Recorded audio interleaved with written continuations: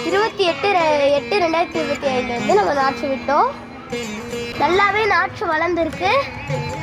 இங்கே பாரு மஞ்சள் அச்சு போயிருக்கு. மஞ்சள் அது வந்து பூச்சி அடிச்சிருக்கலாம், இல்லைன்னா வந்து அதுக்கு தேவையான சத்து கிடைக்காம இருந்திருக்கலாம்.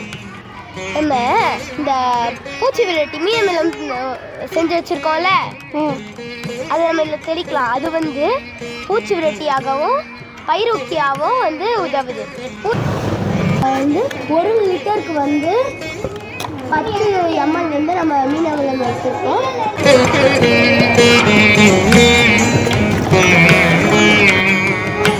இப்போ வந்து